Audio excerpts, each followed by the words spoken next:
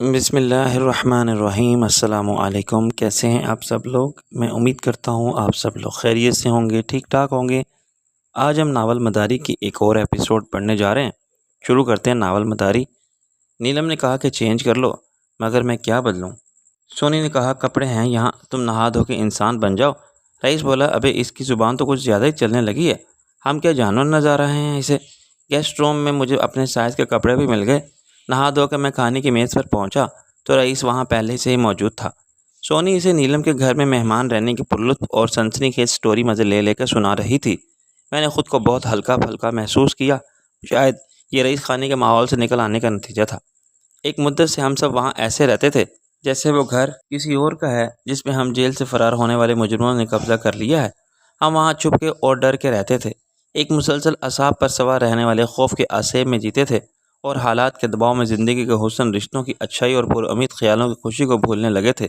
فتح خانہ جس کے چور دروازے سے آنا جانا ایک معمول بن گیا تھا، ایک منحوس جگہ بن گئی تھی۔ تیسمار خان اور چھوٹی کے قتل کے بعد وہاں رہنا کسی جیل کی کال کوٹری میں رہنے سے زیادہ اذیت ناک ہو گیا تھا۔ میرے احساس کو حوصلہ اور تقویت دینے اور میرے مایوس ذہن کو انتشار سے تحفظ فراہم کرنے میں اس فیصلے کا بھی دخل تھا، جس کے مطابق ہم سب نے ایک مرکز پر ساری توانائی مرکوز کرنے کی بجائے مختلف سمتوں سے الگ الگ رہ کے ایک ہی مقصد کی جدوجہد میں شریک رہنے کا فیصلہ کیا تھا۔ سارے خطرات کا بوجھ ایک ساتھ اٹھا کے چلتے اور ایک ہی جگہ رہ کے ہر طرف لڑنے کی پالیسی غلط تھی۔ اب ہم نے خطرات کو بانٹ دیا تھا اور یہ محاذ بھی تقسیم کر دیے تھے۔ سونی اس گھر میں بالکل محفوظ تھی اور اسے فی الحال باہر نکل کے عذاب کو دعوت دینے کی ضرورت نہیں تھی۔ شبنم اپنے اخبار کے دفتر و صحافت کے قلعے میں زیادہ محفوظ تھی۔ فرید عباسی نے عزیز ہاشمی کے ساتھ اشتراک کر لیا تھا اور اسے قانون کا حفاظتی حصار مل گیا تھا۔ وہ رکشی کے ساتھ جب سے الگ سکون سے رہ سکتا تھا اور ہمارے ساتھ نظر نہ آ کے بھی ہمارا ساتھ دے سکتا تھا۔ رئیس ابھی تک کسی کے ساتھ براہ راست اختلاف اور تصادم کی راہ پر نہیں چل رہا تھا، اور اس کا زیادہ سے زیادہ یہی قصور تھا کہ اس نے ہم سب کو رئیس خانے میں پناہ فراہم کر رکھی تھی۔ وہاں سے نکل کے میں اور رئیس کہیں بھی ٹھکانہ بنا سکتے تھے۔ پرانا ناصر عظیم بن کے میری پوزیشن بہت مضبوط ہو گئی تھی۔ آج میرے مقابلے پر آنے والے رب نواز کو سب کی اٹھانی پڑی تھی، اور اس نے اپنی دولت مندی اور طاقت کے غرور کی عمارت میں زلزلے کا ایک جھٹکا محسوس کیا۔ اس نے خوف کا ذائقہ چکھا تھا اور قانون کے فولادی ہاتھوں کا ٹھنڈا لمس رکھنے والی ہتھ کڑیوں سے ڈر کے وہ عدالت سے بھاگ گیا تھا۔ یہ بات ابھی تک میرے ذہن نے قبول نہیں کی تھی کہ عدالت نے اس کی عبوری ضمانت کی توثیق کیسے کر دی، جبکہ اس کے خلاف پیش کیے جانے والے سارے دستاویزی ثبوت ٹھوس تھے اور نظر انداز نہیں کیے جا سکتے تھے۔ عدالت میں بھگدڑ کے بعد وہ فرار ہوا تھا اور جج بھی اٹھ گیا تھا۔ پھر یہ فیصلہ کب ہوا؟ عدالت کے جج کے بارے میں میری ذاتی رائے خراب ہو گئی تھی۔ وہ جج انصاف کے معاملے میں جانبدار ہو کے اپنا احترام کو بیٹھا تھا۔ میرے اس یقین کو بڑی ٹھیس پہنچی تھی کہ اعلیٰ عدالتوں میں انصاف کے عمل کو کس طرح متاثر نہیں کیا جا سکتا۔ میرے کھانے کی میز پر بیٹھتے ہی نیلم بھی آ گئی، گھر کے سادہ کپڑوں میں، میک اپ کے بغیر وہ ایک بہت گھریلو سی عورت لگ رہی تھی۔ مجھے یوں محسوس ہوا جیسے وقت 10 سال پیچھے چلا گیا۔ نیلم وہی تھی، میں وہیں تھا، رئیس بھی وہی تھا، صرف شادوں کی جگہ سونی بیٹھی ہوئی تھی۔ نیلم میں تھوڑی سی متانت آ گئی، خود کو زمانے کے نشیب و فراز سے گزر کے بہت بدل گیا تھا، اور رئیس بھی 10 سال پہلے کا لاابالی نوجوان نہیں تھا۔ لیکن جو چیز نہیں بدلی تھی وہ ہم سب کے جذبات تھے جو ہم ایک دوسرے کے لیے رکھتے تھے، اور وہ رویہ تھا جس کی بنیاد پر ہمارے تعلق پر تھی۔ نیلم نے کہا اف، آج کچھ نہیں کیا میں نے، مگر تھک زیادہ گئی ہوں۔ میں نے اس پر کوئی تبصرہ نہیں کیا۔ سونی نے پریشان تو نہیں کیا تمہیں؟ وہ ہنسنے لگی۔ سونی سے پوچھو کیوں بھائی، تم نے تنگ کیا تھا مجھے؟ رئیس بولا 2 دن میں دماغ چاٹ گئی ہوگی تمہارا۔ سونی نے برا مان کے کہا تم سے تو کم ہی بولتی ہو۔ ہاں ہاں، رئیس مذاق اڑاتا رہا، بولتی کہاں ہو تم؟ خاموش خانم، منہ میں زبان ہی نہیں ہے۔ سونی نے پوری زبان باہر نکالی۔ پھر یہ کیا ہے؟ میں نے کہا یہ تو کینچی ہے۔ نیلم پھر ہنسی، کتنا عجیب لگ رہا ہے یہ سب۔ کل تک میں اینٹ بھر پھر کے اس مکان میں بالکل اکیلی تھی، مگر گھر یہ آج نظر آ رہا ہے، گھر والوں کے دم سے میں اپنی فیملی کے ساتھ ہوں۔ سونی نے کہا کمال ہے نیلم باجی، آپ بھی اکیلا محسوس کرتی ہیں؟ اتنی رونق ہے آپ کی زندگی میں۔ بازار کی رونق دیکھ کے کون اندازہ کر سکتا ہے کہ اس پتھر میں کون اکیلا ہے؟ آج میرے پرستار لاکھوں ہیں، میرے اوپر میری ہر ایک ادا پر مرنے والے لاکھوں ہیں، میری تصویر کو سینے سے لگا کے خواب دیکھنے والے لاکھوں ہیں، مگر یہ بڑے مطلبی اور بے وفا لوگ ہیں۔ گلیمر کی دنیا میں ہوس کے سوا کچھ نہیں ہے، اور یہ زندگی کے بہت تھوڑے سے دن ہوتے ہیں جب فنکار اپنے عروج پر ہوتا ہے، اور اسے یہ غلط فہمی اچھی لگتی ہے کہ دنیا میں سب آرٹ کے قدرداں، فن کے داد دینے والے اور فنکار ان کے دلوں پر راج کرتا ہے۔ میں نے کہا ہاں، مگر ایسا نہیں ہے۔ زمانہ بڑی جلدی نظروں سے گراتا ہے۔ اکثر اخباروں میں آتا رہتا ہے کہ فلاں ایکٹر یا ایکٹریس کی زندگی بڑی قسم پرسی میں گزر رہی ہے، کوئی انہیں پوچھنے والا نہیں۔ فنکاروں کی سرپرستی کے دعوے دار، کوئی انجمن ان کا علاج کرائے، حکومت توجہ دے، نیلم نے کہا دور کیوں جائے، ابھی کل صبیہ خانم کا دور تھا، میں تو ان کی خاک پر بھی نہیں تھی۔ آج کی کوئی ہیروئن مقبولیت میں ان کی ہمسری کا دعویٰ نہیں کر سکتی، مگر کون جانتا تھا کہ وہ کہاں ہے، کیا کر رہی ہے اور کیسے جی رہی ہے۔ ان کے بھی حالات زیادہ اچھے نہیں ہیں، مگر خود فلمی دنیا والے بھی بھول گئے ہیں انہیں۔ رئیس بولا دیکھو جی، جب یہ بات سب فنکار جانتے ہیں اور سمجھتے ہیں کہ یہ دنیا بڑی طوطا چشم ہے اور آنے والا وقت کیسا ہوگا، تو انہیں پہلے سے اپنا بندوبست کرنا چاہیے۔ جب ان پر دولت پرستی ہے تو وہ کل کے بارے میں سوچتے ہی نہیں، بڑھاپا تو سب پر آتا ہے۔ سچ کہا تم نے، اور اس فنکار کا بڑھاپا بڑا عذاب ہوتا ہے جس نے اتنی شہرت، اتنی دولت اور اتنی عزت کمائی ہو اور پھر کچھ نہ رہے۔ پہلے کے مقابلے میں آج کے فنکار زیادہ سمجھدار ہو گئے ہیں، پہلے سے کوئی بزنس کر لیتے ہیں۔ اپنے محمد علی صاحب گمنام ضرور ہو گئے تھے مگر آرام سے ہیں۔ مسرت نذیر نے وقت پر ایک ڈاکٹر سے شادی کر لی، 25 سال ہو گئے، امریکہ میں خوش ہیں، بیٹیوں کی بھی شادی کر دی، کسی کو فلم لائن کی طرف نہ آنے دیا۔ یہ نور جہاں نے نہ صبیہ خانم نے نہ، حالانکہ وہ خود فلمیں بنا سکتی تھی۔ بہت سی مثالیں ہیں صبیہ اور مسرت نذیر جیسی۔ نرگس اور مدھو بالا جیسی سپر سٹار نے گھر بسا لیا ہے۔ رئیس بولا 20 سال سے زیادہ نہیں ہوتا کسی اداکار کے عروج کا زمانہ، کیا یہ غلط ہے؟ نیلم چونکی، نہیں، بالکل ٹھیک ہے یہ بات۔ تو پھر کیا تم 20 سال پورے ہونے کا انتظار کر رہی ہو؟ 10 سال تو گزر گئے ہیں، رئیس بولا۔ میں نے کہا کبھی کبھی یہ عقل مندی کی بات کر جاتا ہے، ابھی انتخاب تمہارے ہاتھ میں ہے اور تمہارے پاس لامحدود مواقع ہیں، فیصلہ کر لو۔ نیلم مسکرائی۔ تمہارا مطلب ہے شادی کر لوں یا بزنس شروع کر دوں؟ میں نے کہا دونوں کام ضروری ہیں۔ سونی نے کہا نہیں، شادی پہلے، آپ سے تو بات۔ میں نے کہا دونوں کام ضروری ہیں۔ سونی نے کہا نہیں، شادی پہلے، آپ سے تو بہت ہوں گے شادی کے خواہشمند۔ اس نے اقرار میں سر ہلایا۔ سینکڑوں نہیں، ہزاروں ہیں، مگر میرے ساتھ بھی وہی ہو رہا ہے، کوئی میری پسند کے معیار پر پورا نہیں اترتا۔ مردوں کو پرکھنا تو آ گیا ہے مجھے، مردوں کی دنیا میں مردوں کے ساتھ رہ کے۔ ایسا نہیں کہ میری کوئی آسمانی معیار ہے اور دنیا میں مجھے کوئی ملتا ہی نہیں، مجھے آئیڈیل اور مثالی مرد بھی ملے۔ پھر آپ نے انکار کر دیا؟ سونی نے بے چینی اور مایوسی سے پوچھا۔ نہیں، وہ خود اپنی آئیڈیل اور مثالی عورت کی تلاش میں تھے، جو وہاں بہرحال نہیں تھی، یا کوئی عورت پہلے ان کو ٹیک اوور کر چکی تھی۔ میں نے کہا تم نے ٹیک اوور کرنے والی کو اوور ٹیک کرنے کی کوشش نہیں کی؟ کبھی نہیں، حالانکہ موقع ملے، ایسے چاہنے والے ملے جو ہر لحاظ سے میری پسند پر پورے اترتے تھے اور وہ میری خاطر اپنی بیوی بچوں کو چھوڑنے کے لیے تیار تھے۔ مگر ایک تو یہ جرم اور گناہ کرنے میں سوچ بھی نہیں سکتی تھی کہ میں کسی کے گھر اجاڑ کے اپنا گھر بساؤں، دوسرے مجھے ثانوی حیثیت قبول کرنا منظور نہیں۔ اچھا بہت ہوگی مجھ سے تفتیش، اب ذرا اپنی بات کرو، تم کیوں لونڈے لپٹے پھرے رہے ہو؟ میں نے کہا تم جانتی ہو میں شادی شدہ ہوں۔ اس نے میری طرف دیکھ کے ایک ٹھنڈی سانس لی۔ کتنی سنگ دلی کے ساتھ تم یہ بات مذاق میں کہہ رہے ہو؟ اس وقت کون کہہ سکتا ہے کہ شادوں کے ساتھ ہی نہیں مر جاؤ گے تم بھی؟ رئیس نے کہا تم نے بلا وجہ بچایا اس احسان فراموش کو؟ سونی نے سر ہلایا۔ ہاں بچایا تو پھر ایسے چھوڑنا نہیں تھا۔ نیلم نے آہستہ سے کہا پوچھو اس سے، چھوڑنے والا کون تھا؟ میں نے کہا ایک بات ایسی ہے جو رئیس کے سوال کو نہیں جانتا، آج سب کے سامنے کہہ جا سکتی ہے۔ شادوں نے مرتے وقت مجھ سے اپنی قسم دے کر ایک وعدہ لیا تھا، اس نے کہا تھا کہ میرے بعد نیلم سے شادی کر لینا۔ سونی کا تو جیسے سانس رک گیا۔ اور تم نے وعدہ کیا تھا؟ ہاں، اس وقت انکار کرنا میرے لیے ناممکن تھا، تم نے جھوٹا وعدہ کر لیا تھا اس سے۔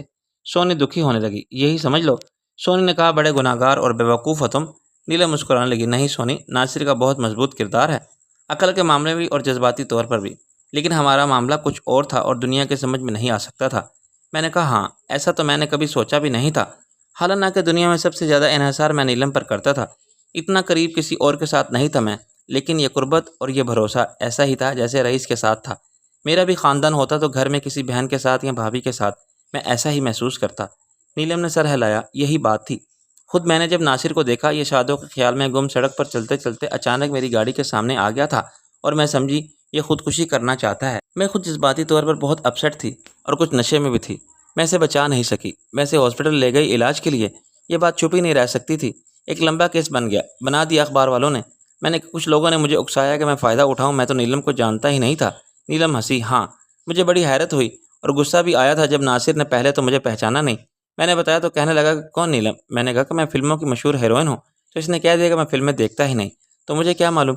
اس دن پہلی بار مجھے یہ خیال بہت عجیب لگا تھا کہ دنیا کی بات کیا، پاکستان میں اور لاہور میں بھی لوگ ہیں جو کسی نیلم کے نام سے واقف نہیں۔ میں نے خود ہی عدالتی معاملات کی پریشانی سے بچنے کے لیے اور کچھ کی اس کی مدد کے لیے ایک چیک دے دیا تھا، 1 لاکھ کا یا شاید 10 لاکھ کا، اب یاد نہیں، وہ اس نے مجھے واپس کر دیا، حالانکہ اس وقت بالکل پکڑ خاں اور کنگال بیگ تھے، مگر اس کی یہی بات میرے دل کو اثر کر گئی۔ مجھے اس پر بہت ترس آیا جب اس نے روتے روتے مجھے بتایا کہ شادو اس کے ساتھ بے وفائی کر رہی ہے اور یہ شادو کے بغیر جینے کا سوچ بھی نہیں سکتا۔ میٹرک کا امتحان دیا تھا اس وقت ناصر نے، میں اس کے ساتھ گھر گئی، دھرم پورے کی ایک گلی سی، یہ اپنی ماسی ہیر اور ڈاکٹر رانجھا کے ساتھ رہتا تھا۔ میرا دل ایک دم ان نیک روحوں کے خیال سے شرمندگی کے بوجھ تلے دب گیا۔ پتہ نہیں کہاں ہوں گے وہ۔ نیلم نے مجھے پرملامت نظروں سے دیکھا۔ تمہیں نہیں معلوم؟ میں نے نفی میں سر ہلایا۔ نہیں، تم جانتی ہو؟ ہاں، 6-7 مہینے پہلے ملنے گئی تھی، ٹھیک تھی۔ رئیس نے کہا، ڈوب مرے بغیرت آدمی، ماں باپ کہتا تھا انہیں۔ میں نے کہا، چل دونوں ڈوب مرتے ہیں ایک ساتھ، تیرے کچھ نہیں لگتے وہ؟ سونی نے افسوس سے کہا، مجھے بڑی حیرانی ہوتی ہے، جن کے باپ نہ ہوں انہیں بڑا احساس ہوتا ہے محرومی کا، اور کہیں پرائے بھی اپنے بن جاتے ہیں تو انہیں بھلا دیا جاتا ہے۔ شاید یہی ایک فرق ہے حقیقی اور مصنوعی رشتوں میں۔ ماں باپ اور بہن بھائی کا رشتہ ٹوٹنے والا نہیں ہوتا، باقی سب وقتی ضرورت کے رشتے رہتے ہیں، بنتے بگڑتے رہتے ہیں۔ میں نے کہا، ایسا مت کہو نیلم، میں لوٹ کے آیا تمہارے پاس یا نہیں، اور کیا فرق پڑا؟ آئے تو ضرورت پڑنے پر ہی ہونا، سونی نے کہا۔ ہاں، ضرورت پڑنے پر ہی اپنے یاد آتے ہیں۔ لوگ خدا کو بھولے رہتے ہیں، مصیبت میں پڑتے ہیں تو اسی کو یاد کرتے ہیں۔ اگر میں شرم یا جھجک اور خوف کے باعث نہ آتا تو مختلف بات ہوتی، مگر یہاں میں پورے اعتماد کے ساتھ آیا، اور میرا یہ اعتماد غلط ثابت نہیں ہوا۔ لوگ کہتے ہیں آنکھ اوجل پہاڑ اوجل، ایسا ہی ہے دنیا میں۔ میں نے کہا، میں نہیں مانتا۔ تجھ سے کتنے سال نہیں ملا تو کیا کوئی فرق پڑا؟ ہم جیسے پہلے تھے ویسے ہی رہے۔ نیلم وہی ہے جو کل تھی، ماسی ہیر اور رانجھا بھی وہی ہوں گے، ویسے ہی ملیں گے۔ یہ جو جذبات ہیں نا ہمارے، یہ بولنے والے نہیں ہیں۔ دنیا کا کاروبار میں پڑھ کے آدمی بے خبر ضرور ہو جاتا ہے، بے گانہ نہیں ہوتا۔ رئیس نے کہا، کہاں ہیں وہ دونوں؟ وہیں، ناصر نے جو مکان خریدا تھا اس کے لیے، اسی میں لوٹ آئے تھے۔ نیچے کی ایک دکان میں ڈاکٹر رانجھا کا کلینک ہے، اس نے اب داڑھی رکھ لی ہے، 1 فٹ لمبی۔ پہلے سر پر بال نہیں تھے، اب خوب ہے ماشاءاللہ۔ میں نے کہا، یہ معجزہ کیسے رونما ہوا؟ اس کے کسی تلسماتی نسخہ کیمیا کا کمال ہے؟ نہیں، یہ وگ کا کمال ہے۔ نیلم ہنس پڑی۔ کھانا کب کا ختم ہو چکا تھا۔ نیلم نے سونی کو آرام کے لیے اس کے کمرے میں بھیج دیا، وہ باتیں کرنے کے موڈ میں تھی۔ پرانے دوستوں کی یہ محفل اسے اچھی لگ رہی تھی۔ وہ کہتی رہی کہ میں اب بالکل ٹھیک ہوں، مگر نیلم نے اس کی ایک نہیں سنی، یہاں تک کہ وہ رونے پر آ گئی۔ پھر نیلم کو اس کی بات ماننی پڑی۔ ہم نیلم کے خواب و ناک ماحول والے بیڈ روم میں پہنچ گئے۔ یہاں ہر چیز بالکل سفید تھی۔ اجلے سفید ریشمی پردوں پر بالکل شفاف قسم کی جال کے پردے تھے۔ وائٹ نیمل پینٹ والا گول بیڈ تھا، اور اس پر وائٹ ہی بیڈ کور تھے۔ فرش پر ایک کنارے سے دوسرے کنارے تک پھیلا ہوا ویب سکلین تک سفید تھا، لیکن اس کے سفید زمین سے ہلکے نیلے پھول کھلے ہوئے تھے۔ ایک کونے میں سفید ریگزین والا صوفہ سیٹ تھا، جس پر سفید کشن پڑے تھے۔ میں نے سفید گاؤ تکیے کے ساتھ فرشی نشست کو ترجیح دی۔ اچانک میری نظر کارنر ٹیبل پر گئی اور وہیں جم کر رہ گئی۔ خود رئیس کی نگاہ تصویر کے ایک فریم پر رک گئی۔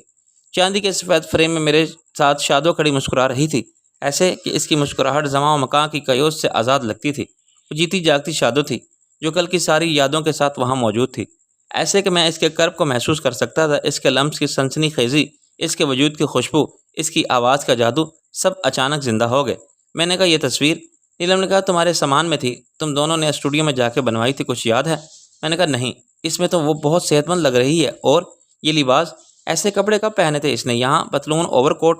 نیلم نے کہا، ٹھیک ہے، یہ تصویر اس نے انگلینڈ میں بنوائی تھی۔ میرے دل میں ایک پرانے زخم کی ٹیس جاگی۔ جب وہ شادی کے بعد ہاشمی صاحب کے ساتھ ہنی مون منانے گئی تھی، اس کے ساتھ ہاشمی صاحب بھی کھڑے ہو گئے تصویر میں۔ ہاں، انہیں میں نے نکال دیا، اور اتفاق سے تمہاری ایک تصویر تھی میرے پاس جو بالکل سیٹ ہو گئی۔ اس میں تم ایسے ہی میرے ساتھ کھڑے تھے۔ کیا فائدہ ہو تمہیں ایسے ہمیں کھٹا کر کے؟ میں نے تلخی سے کہا، تم دونوں ہمیشہ ساتھ رہتے تھے، اس وقت بھی جب تمہارے ساتھ نہیں تھی۔ وہ تمہاری تھی، مرتے وقت تک رہی، اس کا مرنا جینا سب تمہارے لیے تھا۔ اس کی ہر سانس تمہارے اچھے مستقبل کے خوابوں کو تعبیر دینے کے لیے وقف تھی۔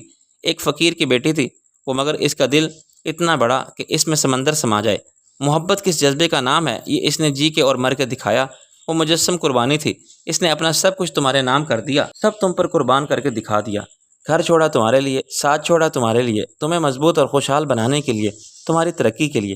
ہاشمی صاحب سے شادی کی تمہارے لیے، اور بالآخر مر گئی تمہارے لیے، تاکہ تم کامیابی کے راستے پر آگے بڑھو، وہ تمہاری راہ میں رکاوٹ نہ بنے۔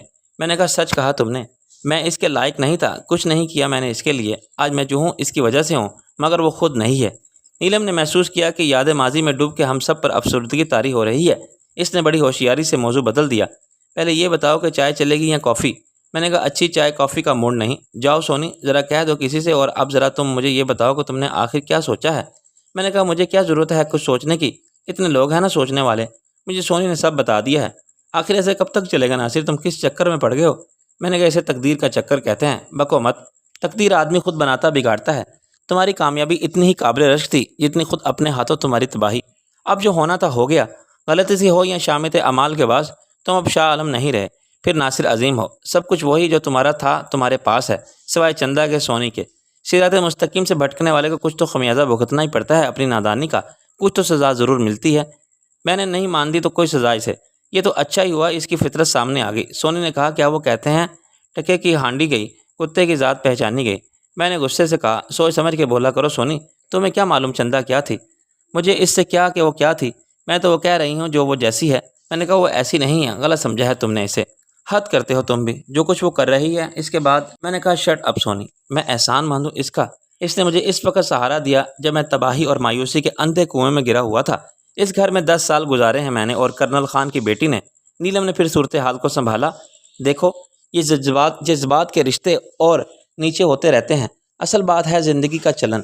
تم نے بڑی ترقی کی، پھر بہت مختصر وقت کے لیے تم مخالف حالات کے دلدل میں پھنس گئے۔ سمجھو خود دلدل نے کھینچ لیا تھا تمہیں۔ اچھی بات یہ ہے کہ تم اس میں نکل آئے کوئی نقصان اٹھائے بغیر۔ اس سے تمہاری قسمت کا اندازہ ہوتا ہے، اور یہ بھی کہ قدرت تم پر کتنی مہربان ہے، ورنہ کیا یہ نہیں ہو سکتا تھا کہ شاہ عالم زندہ رہتا اور تمہیں مار دیا جاتا؟ کیا یہ معلوم ہو جانے کے بعد کہ تم شاہ عالم نہیں ہو، اس کے حامی اور ساتھی تمہاری تکہ بوٹی کر دیتے یا عدالت تمہیں جیل بھیج دیتی؟ مگر دیکھو کیسے حالات موافق ہوتے چلے گئے۔ رکشی نے مان لیا کہ تم شاہ عالم ہو، پھر شبنم مان گئی، اور اس کے بعد جب تم نے پھر ناصر عظیم بننے کا فیصلہ کیا تب بھی تمہیں تائید حاصل ہو رہی ہے۔ میں نے کہا یہ سب کس نے بتایا تمہیں؟ سونی نے کہا میں نے۔ اور تمہیں بتایا رئیس خان نے؟ میں نے اسے گھور کے دیکھا، اس نے مجرمانہ اعتراف کے طور پر سر جھکا لیا۔ ابے یار اب سونی نے بھی تو سب بتا دیا تھا۔ میں نے کہا الو کے پٹھے، شبنم کے دل میں ابھی تک شک کی جڑیں باقی ہیں۔ رئیس نے کہا اب کچھ نہیں ہوگا پیارے، سوکھ چاہیے 2 جڑیں۔ اب وہ شاہ عالم کو نہیں تجھے چاہتی ہے تو جو بھی ہے جیسا بھی ہے، ناصر عظیم ہے یا کچھ اور، ناصر سے اسے کوئی فرق نہیں پڑ سکتا، تو شرط لگا کے آزما لے۔ کسی دن کہہ دے کہ میں سچ بولنا چاہتا ہوں اور پھر سچ بتا دے۔ میں نے کہا میں یہ رسک نہیں لے سکتا۔ ٹھیک ہے، ایک حادثے کے بعد چندہ تمہاری نہیں رہی اور اس کی جگہ شبنم آ گئی، تو یہ ایسا ہی ہے جیسے شادوں کی جگہ چندہ نے لے لی تھی۔ نہ وہ تمہاری خواہش تھی، نہ یہ تم نے چاہا تھا، لیکن یہ جو تم جانتے بوجھتے کر رہے ہو یہ سراسر بے وقوفی ہے تمہاری۔ میں لکھ کر دینے کے لیے تیار ہوں کہ میں پرلے درجے کا احمق اور بے وقوف ہوں۔ میں نے کہا ناصر چھوڑو یہ رب نواز کے ساتھ دشمنی کا چکر۔ محبت اور نفرت، دوستی اور دشمنی کا تعلق جذبات سے ہے، اور ایک جذبے کو بٹن دبا کے نہ سوئچ آف کیا جا سکتا ہے اور نہ سوئچ آن۔ رب نواز کے ساتھ میری دشمنی کی جڑیں کتنی گہری ہیں یہ تم جانتی ہو، اور دشمن کے یہ جذبات بدل سکتے ہیں، ختم ہو سکتے تھے اگر وہ مجھ سے ایک شریف آدمی کی طرح ملتا۔ کہتی ہو کہ پرانی باتیں بھول جاؤ، مگر وہ میرے سامنے فرعون کی طرح آیا، اژدہے کی طرح پھنکارتا ہوا آیا۔ اس نے 10 سال بعد بھی میرے ساتھ وہی سلوک کیا جو اس کے بھائی حق نواز نے میرے اور رئیس کے ساتھ اس وقت کیا تھا جب ہم 9 عمر لڑکے تھے۔ نیلم نے کہا میں تمہاری صلح کرا سکتی ہوں۔ صلح کی پیشکش وہ خود ہی کر چکا ہے، مگر وہ چاہتا ہے کہ میں اس کے کاروبار میں دخل اندازی نہ کروں۔ اس نے تو مجھے اپنا پارٹنر بنانے کی کوشش کی تھی۔ تم جانتی ہو اس کے کاروبار کی نوعیت کیا ہے؟ مجھے معلوم ہے۔ میں نے کہا وہ ایک اسمگلر ہے، صرف منشیات کا نہیں، وہ اس ملک کی تاریخ اور تہذیب کے خزانوں کو لوٹ رہا ہے اور ہمارا قومی ورثہ ہمارے دشمنوں کو بیچ رہا ہے۔ ان لوگوں کو فروخت کر رہا ہے جو تاریخ کے ہر دور میں ہمارے دشمن رہے ہیں، مذہبی طور پر اور معاشرتی اعتبار سے مسلمانوں کو نیستہ نابود کرنا چاہتے ہیں۔ آج ان کی صلیبی جنگ کا انداز بدل گیا ہے۔ وہ ایران عراق شام اور فلسطین کو آپس میں لڑا کے تباہ کرتے ہیں، ان پر براہ راست حملے کرتے ہیں، ان کی معیشت پر قابض ہیں۔ وہ مسلمانوں کے تہذیبی اور اخلاقی قدروں کو اسی طرح پامال کر رہے ہیں، قرضوں سے، امداد سے، پیپسی کولا اور کوکا کولا سے، اور برگر کلچر سے، سیٹلائٹ چینل سے۔ اور نیلم مسکرائی، ایزی اتنا چلانے کی ضرورت نہیں۔ میں نے گہری سانس لی۔ ہمارے نوادرات اور آثار قدیمہ یورپ اور امریکہ منتقل ہو رہے ہیں، ایسا ہی ان کے لٹیرے انگریز تاجروں نے کیا تھا جو یہاں کاروبار کرنے آئے اور 200 سال کے عہد غلامی کی سند دے کے یہ رب نواز جیسے لوگ انہی کے ایجنٹ ہیں، غلام زادے ہیں، جن کی قومیت اور وطنیت کے نام کا مطلب معلوم نہیں۔ یہ پاکستان کے بھی دشمن ہے اور مسلمانوں کا بھی۔ ان کو میں کیسے معاف کر دوں؟ کیسے ان کے ساتھ کمپرومائز کر لوں؟ چائے لے کر آنے والی خادمہ نے ایک پیغام دیا، میڈم ایک فون۔ نیلم نے خفکی سے کہا، جب کہہ دیا کہ نو فون۔ خادمہ نے کہا فون ان کے لیے ہے میڈم۔ رحمان صاحب نے پوچھا ہے کیا ناصر صاحب بات کریں گے؟ کوئی فرید عباسی ہیں؟ میں نے کہا او گاڈ، کہاں ہے فون؟ میں لاتی ہوں۔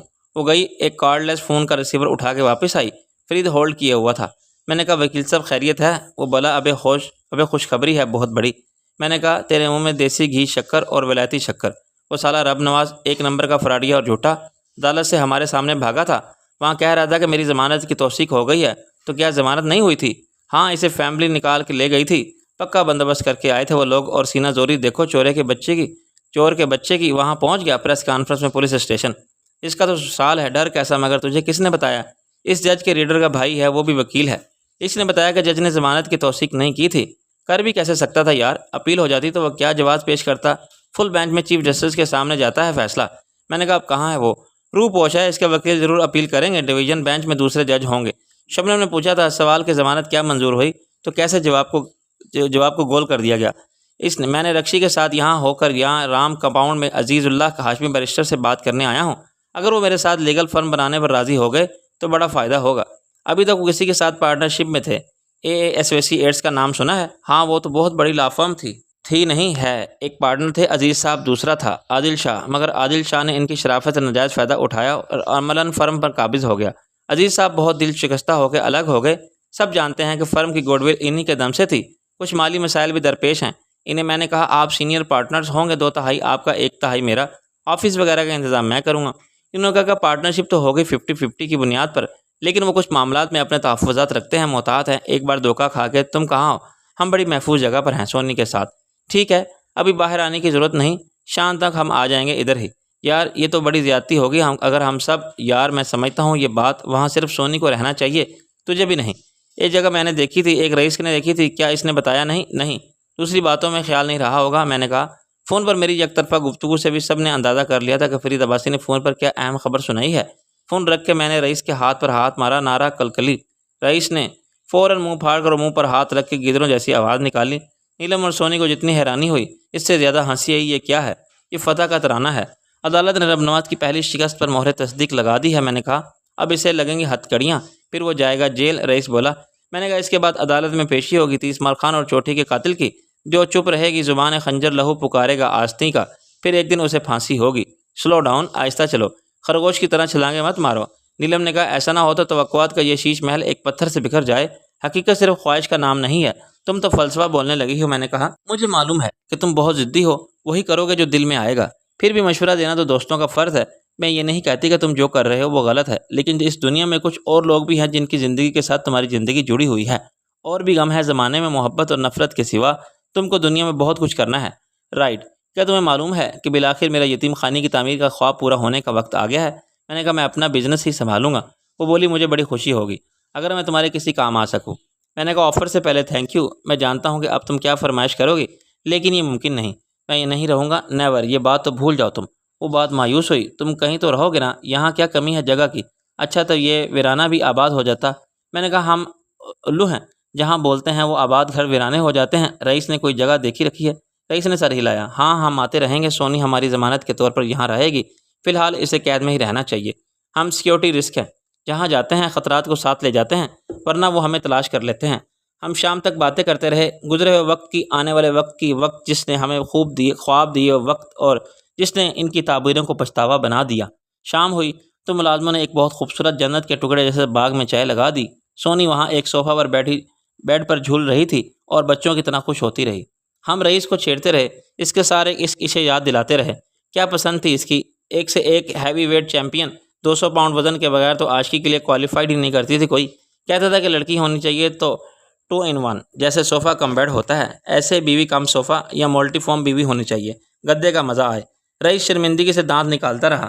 ابے یار پسند ہے اپنی اپنی۔ میں نے کہا سالا نام بھی کیا چن کے رکھتا تھا، برفی، امرتی، جلیبی، رس ملائی، ربڑی۔ اب پسند بدل گئی ہے شاید، نیلم بولی۔ میں نے سونی کی طرف دیکھا، شاید کیا، یقیناً، اور تبدیلی بھی وہ آئی ہے کہ فرق ہے زمین آسمان کا۔ آدمی کو ایسا دھوبی پٹخا دیتا ہے وقت۔ سونی نے یہ ظاہر کیا جیسے وہ کچھ نہیں سن رہی، حالانکہ وہ ہم سے اتنی دور بھی نہیں تھی۔ رئیس نے آ بھری۔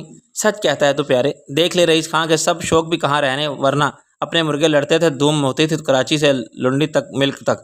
نیلم نے اچانک سوال کیا، تمہاری عشق کی تیز گام کیا بالآخر شبنم کے اسٹیشن پر ٹھہر گئی ہے؟ میں نے کہا ابھی تو رکی ہوئی ہے، کل کا حال خدا جانتا ہے۔ تدبیر کن بندہ تقدیر کن خندہ، اس سے پہلے کہ تقدیر کوئی چال چلے شادی کر لو، وہ بولی۔ میں نے کہا شادی ابھی کوئی جلدی نہیں ہے مجھے، ایک نہ ایک دن تو سب کی شادی ہو جاتی ہے، اپنی بھی ہو جائے گی، اور شبنم کے ساتھ لکھی ہے تو اسی کے ساتھ ہوگی، جوڑے تو اوپر والا بناتا ہے۔ بہت اچھی لڑکی ہے، بالکل تمہاری پسند، مزاج اور ضرورت کو مد نظر رکھ کے بنائی ہے بنانے والے نے۔ میں نے کہا سب ایسی ہی لگتی ہیں نیلم، اور ایسی ہوتی بھی ہیں۔ کیا خیال ہے ہم ماسی ہیر کی طرف چلیں؟ میں نے موضوع بدل دیا۔ آج نہیں، میں نے 2 دن کے لیے سارے شیڈول ملتوی کر دیے تھے، ایسے فرصت کے دن میری زندگی میں آتے ہی نہیں۔ گھر پر رہ کے میں کیا کروں؟ شوٹنگ پر چلی جاتی ہوں، فلم ساز بہت خوش ہیں مجھ سے کہ میں انکار نہیں کرتی، وقت پر پہنچ جاتی ہوں، اور لمبی ہو جائے شفٹ تو برا نہیں مانتی۔ مزہ آتا ہے آؤٹ ڈور میں، مری کاغان، آزاد کشمیر، سوات لوگ یہاں تفریح کے لیے جاتے ہیں، سیزن گزارتے ہیں فیملی کے ساتھ۔ میں کس کے ساتھ جاؤں؟ فلم پرنٹ کے ساتھ بہت سے ملک دیکھے ہیں، اکیلے جانے کی ہمت نہیں پڑتی۔ میں نے کہا تفریح کا نام تو میں بھی بھول گیا ہوں، خیر ہم سب چلیں گے۔ رات کو شبنم نے فون کیا، وہ آفس میں تھی اور اس نے آزاد صاحب کو قائل کر لیا تھا کہ اب وہ پھر سنجیدگی سے صحافت کرنا چاہتی ہے اور دیگر تمام ناپسندیدہ مشاغل سے طائب ہو چکی ہے۔ انہوں نے یقین کر لیا؟ میں نے پوچھا۔ یقین کرنا ان کے لیے ضروری ہو گیا ہے ناصر، وہ کچھ بیمار رہنے لگے ہیں، کہہ رہے تھے کہ کمبخت دل اس نے ہمیں بہت ستایا ساری عمر، اب بھی نہیں سمجھتا کہ جوانی نہیں رہی، اس عمر میں دل کا روگ لگ گیا ہے، بہت مایوسی اور ڈپریشن کی باتیں کرنے لگے ہیں، کوئی ہارٹ پرابلم ہو گئی ہے۔ ہاں، انجائنا کا مسئلہ پہلے بھی تھا، درمیان میں ایک مائلڈ سا ہارٹ اٹیک ہوا، انہیں مکمل آرام کے لیے کہا گیا ہے ڈاکٹر نے، مگر کام سے فرصت کہاں۔ میں نے کہا تم سنبھالو کام کو، اور آزاد صاحب کو بھی ایسا ہی کرنا پڑے گا، وہ بھی چاہتے ہیں اور محسوس کرتے ہیں کہ ان کا خیال رکھنے والا کوئی نہیں۔ میں نے کہا تم بے فکر ہو، انہیں اٹینڈ کرو، ابھی ادھر آنے کی ضرورت نہیں، کچھ دن احتیاط لازم ہے۔ کچھ دیر بعد فرید کے ساتھ اکشی آ گئی، اسے بھی نیلم سے ملنے کا بہت شوق تھا۔ انہوں نے خالص زنانہ اور فلمی باتیں شروع کر دیں تو میں، فرید عباسی اور رئیس باہر آ گئے۔ باغ کا ماحول بڑا خوابناک تھا۔ مالی نے اس کی تزئین و آرائش پر بڑی محنت کی تھی، مگر یہ نیلم کے ذوق و شوق کا آئینہ دار بھی تھا۔ ہم گارڈن چیئرز پر بیٹھے تھے اور ایک ملازم نے ہماری فرمائش پر کافی وہیں سرو کر دی۔ فرید نے سمن آباد کے علاقے میں ایک گھر دیکھا تھا، آج خیال تھا کہ رئیس خانے جائیں اور سب کا ضروری سامان اٹھا لائیں، بس فرنیچر وغیرہ چھوڑ دیں گے، وہ نیا لے لیں گے، لیکن رکشی رات کے وقت ادھر جاتے ہوئے ڈرتی ہے۔ ہاں، ابھی تو ہے مسلح محافظ ساتھ، مگر اس سے زیادہ خوفناک اپنا خیال رکھنا پڑتا ہے۔ رئیس نے کہا ایک کوٹھی میں نے بھی دیکھی تھی ایئرپورٹ کی طرف، کسی سابق جرنل کی ہے، ایک پورشن میں خود رہتا ہے، دوسرا ہماری ضروریات کے لیے کافی تھا، مجھے خاصی محفوظ لگی وہ جگہ، چھاونی کا علاقہ ہے۔ میں نے کہا کیا حرج ہے اگر وہ بھی لے لیں، 1 سے 2 ٹھکانے بھلے۔ میں نے کہا کل ایگریمنٹ کر لو۔ فرید نے کہا میں چاہتا ہوں کہ کچھ عرصہ ہم سب کو محتاط رہنا ہوگا، نئی زندگی کے سیٹ اپ میں ڈسٹربنس نہیں ہونا چاہیے۔ میں نے کہا عزیز ہاشمی کے ساتھ معاملات کہاں تک آگے بڑھے؟ وہ مان گئے ہیں، ان کا مسئلہ یہ ہے کہ ان کا ایک مقام ہے اور رتبہ ہے اس پیشے میں، انہیں کئی بار ہائی کورٹ کا جج بننے کی پیشکش ہوئی، مگر انہوں نے آزادانہ پریکٹس کو ترجیح دی۔ سب بڑے وکیل سرکاری نوکری کے دباؤ میں رہنا پسند نہیں کرتے۔ ہاشمی صاحب چھوٹے موٹے دیوانی اور فوجداری مقدمات تو لیتے نہیں، سیاسی اور آئینی نوعیت پٹیشن ملتی ہے انہیں، اور ایسے کیس میں معاوضہ کوئی مسئلہ نہیں رہتا۔ وہ میرے جیسے جونیئر سے احترام کا رویہ چاہتے ہیں اور کچھ نہیں۔ میں نے انہیں یقین دلا دیا ہے کہ وہ فرم میں ہیڈ آف فیملی کی طرح ہوں گے۔ اب مسئلہ ہے ایک مناسب آفس کا۔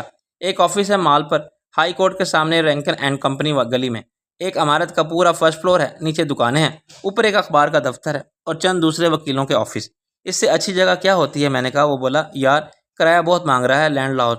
میں نے کہا اتنی دولت مند بیوی ہے تیری، کنجوسی کو دکھاتا ہے، ایک کامیاب مستقبل کے لیے کوئی فضول خرچی نہیں، انویسٹمنٹ ہے۔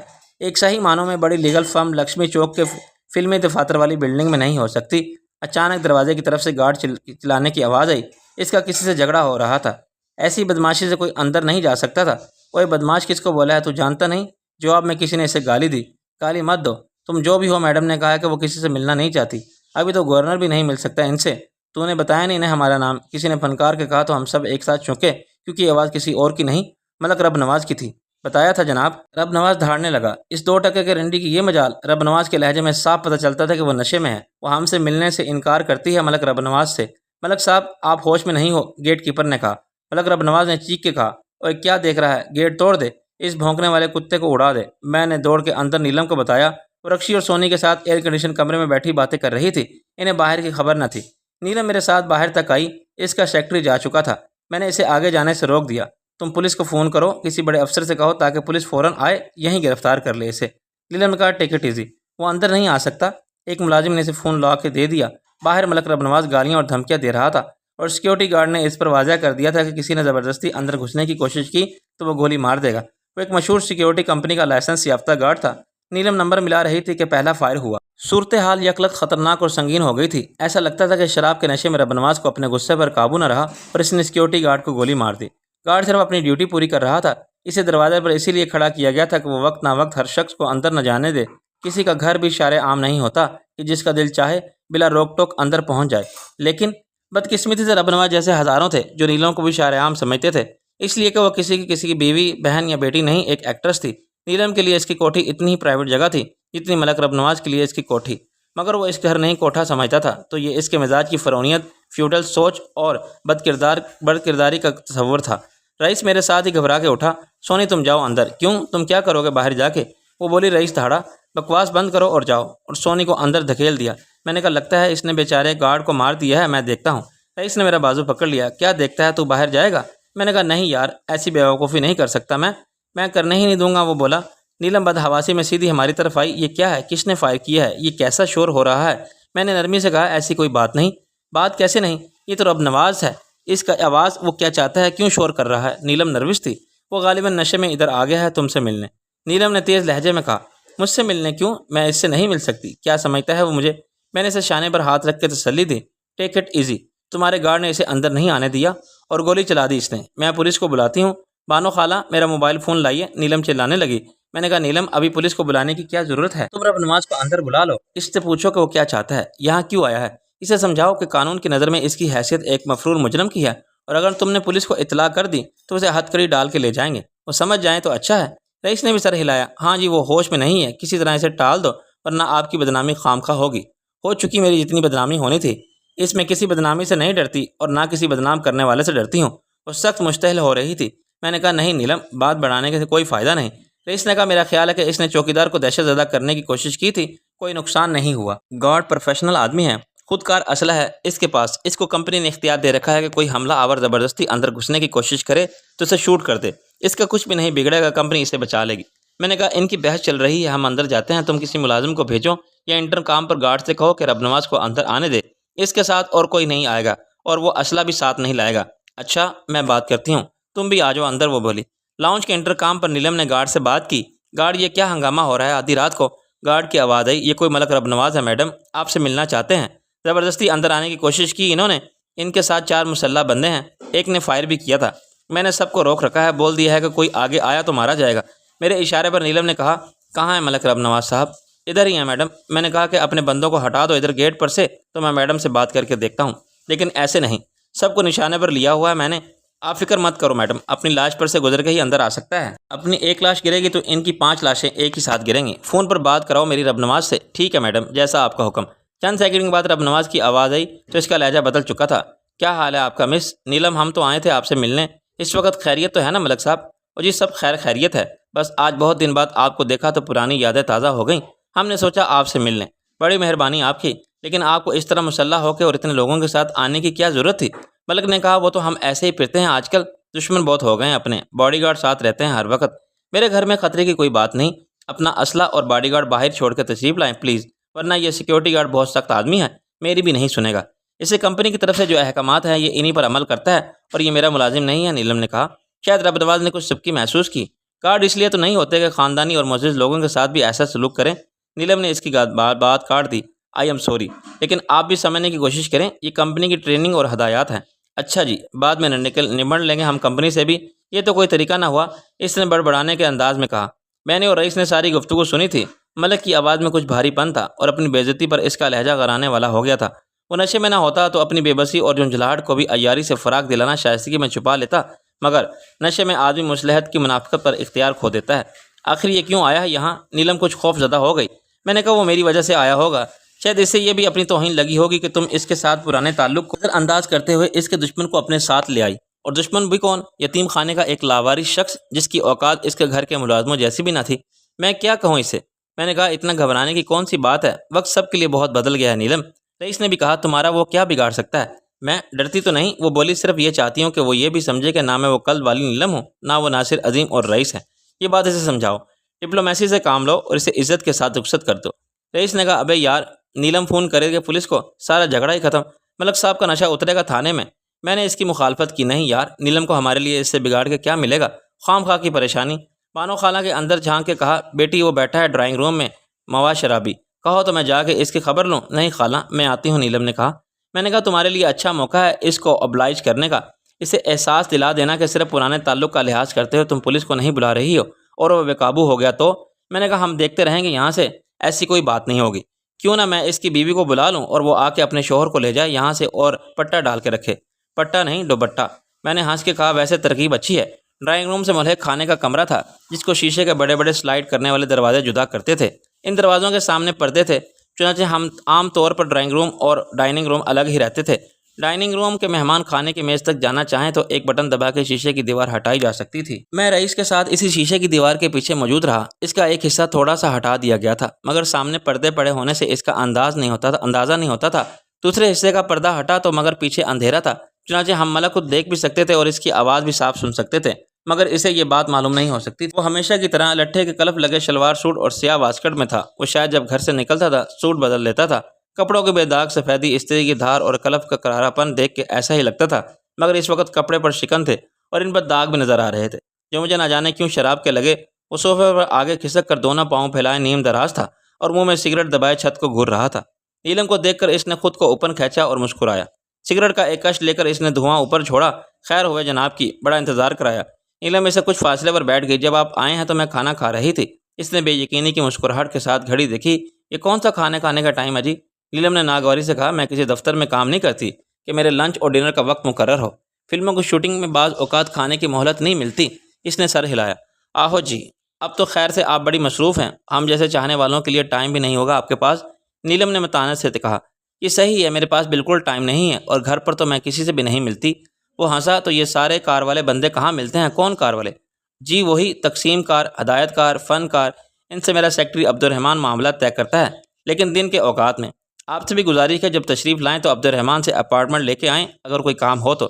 دیکھو نیلم، ہمارے سامنے ایسے فالتو الفاظ مت ضائع کرو، یہ گزارش اور اوقات اور اپارٹمنٹ۔ ہم ملک رب نواز ہیں، کوئی فلم کار نہیں ہیں، ہمیں تمہیں اس وقت سے جانتے ہیں، پلیز ملک صاحب پرانی باتوں کو بھول جائیں۔ وہ برہمی سے بولا، کیسے بھول جائیں ہم یہ بات کہ تم خود آتی تھی ہماری حویلی میں اور اس حویلی کی مالکن بننا چاہتی تھی۔ آج ان اور میراثیوں کے مقابلے میں ہم جیسے جدی پشتی عزت داروں کو تمہارا ایک معمولی نوکر دروازے پر روک دیتا ہے، بندوق اٹھاتا ہے ہم پر۔ وہ آپ کو نہیں جانتا یا وہ میری حفاظت پر مامور ہے۔ اتنے لوگ مسلح ہو کے ایک ساتھ آئیں گے تو وہ کیا سمجھے گا؟ نیلم نے کہا، اتنی سمجھ ہونی چاہیے اس 2 ٹکے کے ملازم میں۔ معاف کیجیے ملک صاحب، اگر ایسا آپ کے ساتھ ہوتا، 4-5 آدمی اسلحے کی زور پر آپ کی حویلی میں زبردستی گھسنا چاہیں تو آپ کا گارڈ کیا کرے گا؟ اور آپ تو شراب کے نشے میں دھت ہیں۔ کیا عزت دار لوگ ایسے ہی کردار کا مظاہرہ کرتے ہیں؟ آپ اس سے شرافت سے بات کر سکتے تھے۔ ہم نے شرافت سے سمجھایا تھا اسے۔ غلط، آپ نے تو مجھے بھی دروازے پر ہی گالیاں دیں۔ آپ کے ساتھ آنے والوں نے گولی چلائی، کون ہے آخر وہ لوگ؟ ابھی میں ایک فون کر دوں تو ان کی ساری بدماشی نکل جائے۔ میں براہ راست ڈی آئی جی سے بات کر سکتی ہوں۔ ہاں، ڈی آئی جی سے، کمشنر سے، گورنر سے، سب سے بات کر سکتی ہو تم۔ یار جو ہیں تمہارے۔ ملک رب نواز چلانے لگا، مگر کس ماں کے یار کی مجال ہے جو ملک رب نواز کے سامنے سیدھا کھڑا ہو کے بات کر سکے؟ میرے ووٹ سے چلتی ہے ان کی حکومت، ان کی پارٹی۔ نیلم اٹھ کھڑی ہوئی۔ آپ ہوش میں نہیں ہیں ملک صاحب، اور یہ بات بھی بھولے ہوئے ہیں کہ قانون کی نظر میں اس وقت آپ صرف ایک مفرور مجرم ہیں۔ آپ کی ضمانت منظور نہیں ہوئی تھی اور آپ عدالت سے بھاگ گئے تھے۔ وہ آپ ہی کے آدمی تھے جنہوں نے عدالت کے باہر فائرنگ کر کے افراتفری پھیلائی تھی۔ کسی خوش کامی میں مبتلا مت ہو۔ جب اس ملک کے وزیر اعظم کو پھانسی ہو سکتی ہے تو آپ کیا چیز ہیں؟ ابھی ہتھکڑی ڈال کے لے جائیں گے پولیس آپ کو اور اندر بند کر دے گی تھانے کی حوالات میں، تو سارا خاندانی دولت اور طاقت کا نشہ اتر جائے گا۔ ملک کے ذہن کو جیسے ایک جھٹکا لگا۔ اس نے خود کو سنبھالنے کی کوشش کی۔ اوکے، تم بیٹھ جاؤ، میں خیال رکھوں گا۔ نیلم بیٹھ گئی۔ آپ جیسے بہت سے عزت داروں کو آج بھی جوتی کی نوک پر رکھتی ہوں کہ وہ مجھے گزرے ہوئے کل والی نیلم سمجھنے کی غلطی کرتے ہیں۔ اس مقام تک آنے سے پہلے میں نے بڑی ذلت اٹھائی ہے آپ جیسے مردوں کے ہاتھوں۔ اپنی انا اور عزت نفس کا بہت خون کرنا پڑا تھا مجھے، مگر وہ وقت گزر چکا ہے اور آج میں اس پوزیشن میں ہوں کہ سب کا قرض اتار سکوں، عزت کا بھی اور ذلت کا بھی۔ بڑے زوردار ڈائلاگ بولنے لگی ہو تم، ملک رب نواز تلخی سے بولا، مگر میں یہ ڈائلاگ سننے نہیں آیا تھا یہاں جو 10 روپے دے کر کوئی بھی سینما میں جا کے سن سکتا ہے۔ میرے پاس بھی فضول باتوں کے لیے وقت نہیں ہے۔ کیوں آئے تھے آپ؟ کام کی بات کیجیے اور جائیے، مجھے آرام کرنا ہے، نیلم نے سخت لہجے میں کہا۔ ملک نے اس بے عزتی کے کڑوے گھونٹ کو پی لیا۔ مجھے بتا کہ وہ کہاں ہے جسے تو اپنے ساتھ لائی تھی عدالت سے، تیرا یار ناصر عظیم؟ مجھے نہیں معلوم اس وقت وہ کہاں ہوگا۔ کہاں چھوڑا تھا تو نے اسے؟ کیوں لائی تھی اپنے ساتھ؟ ملک پھر چلانے لگا، کیا تجھے معلوم نہیں وہ دشمن ہے میرا برسوں پرانا؟ ملک صاحب، مجھے نہ آپ کے دوستوں سے سروکار ہے نہ دشمنوں سے۔ ناصر عظیم کو میں نے ہوٹل ہالیڈے ان کے سامنے اتار دیا تھا، تجھے کیا ضرورت تھی اس کے حق میں گواہی دینے کی؟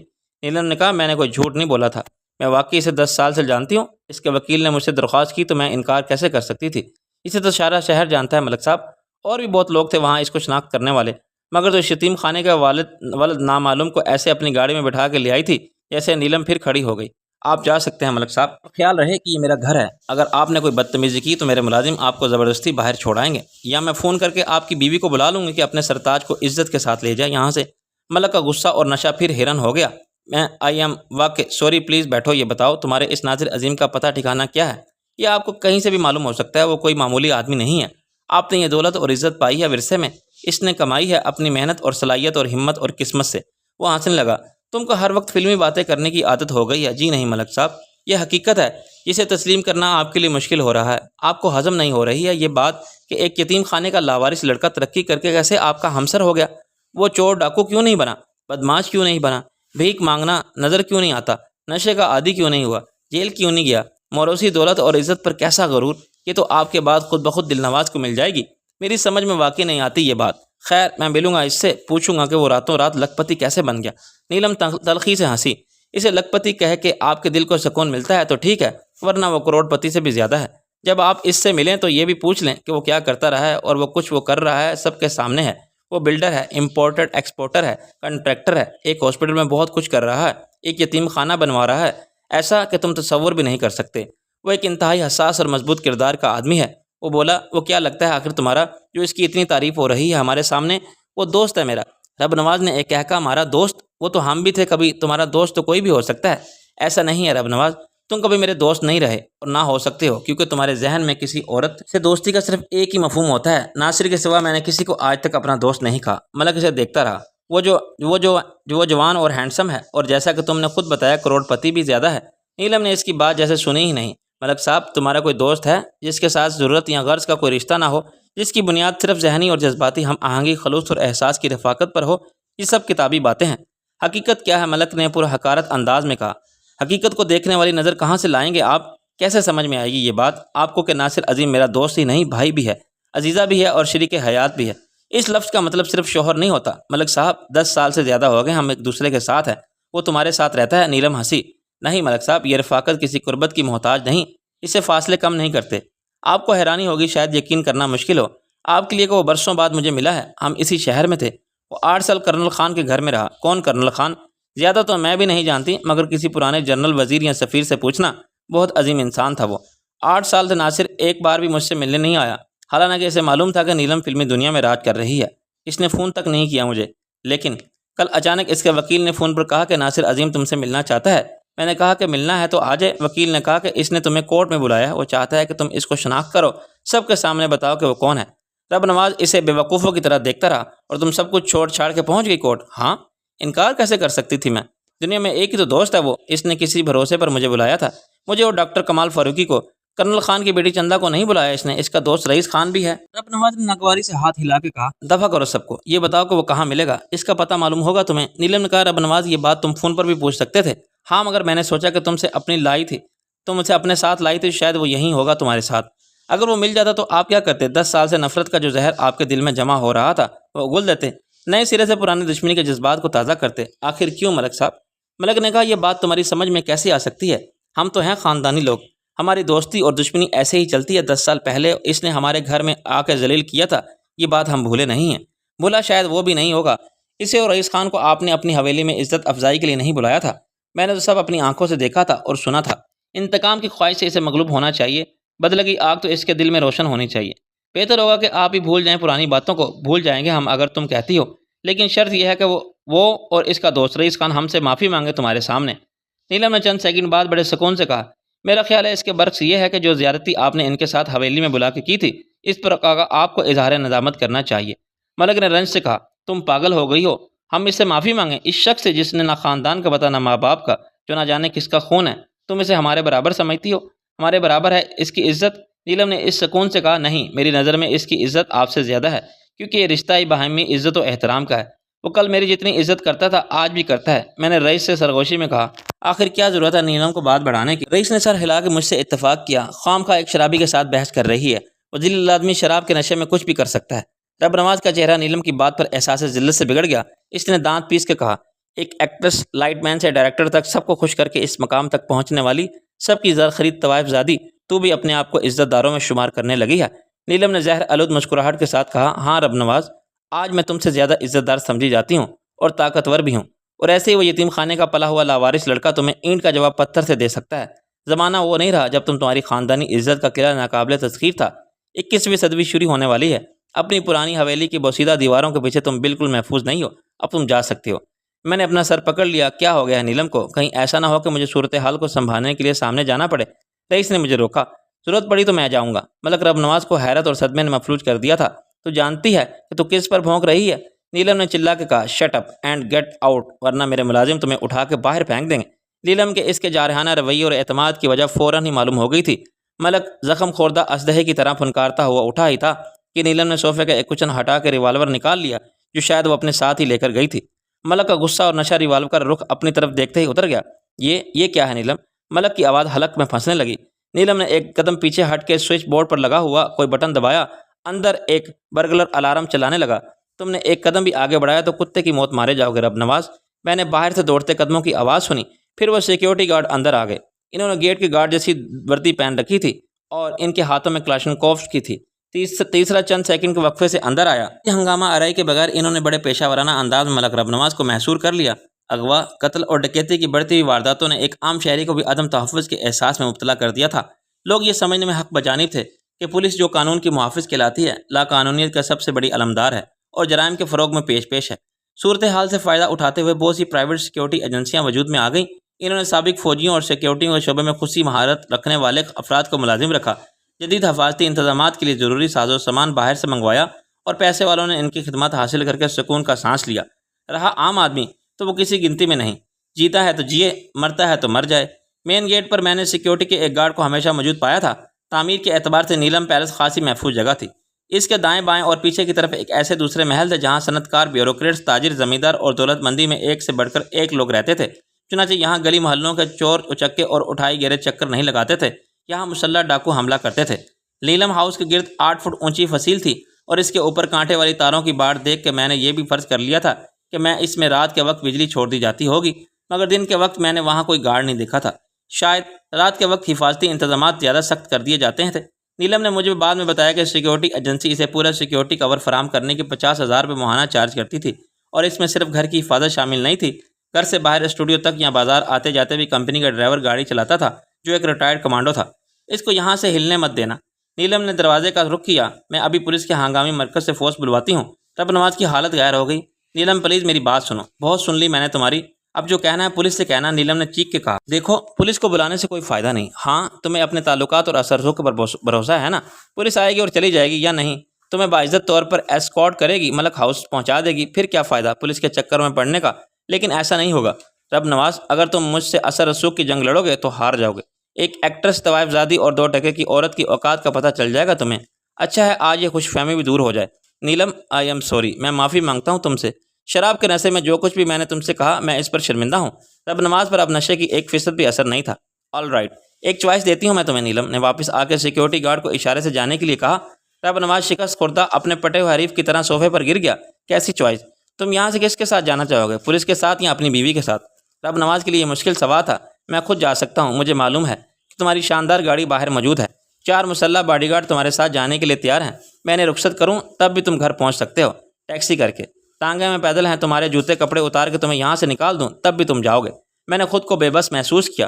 شاید بہت عرصے بعد آج نیلم کو اس تمام ذلت کا حساب بے باک کرنے کا موقع ملا تھا جو اس نے برسوں پہلے دونوں ملک برادران حق نواز اور رب نواز کے ہاتھوں برداشت کی تھی، لیکن یہ اس کا کوئی موقع نہ تھا۔ انتقامی جذبات سے مغلوب ہو کے وہ رب نواز کی دشمنی کے جذبات کو ہوا دے رہی تھی اور اپنے لیے پریشانیاں مول لے رہی تھی، مگر میں نیلم کو روکنے سے قاصر تھا۔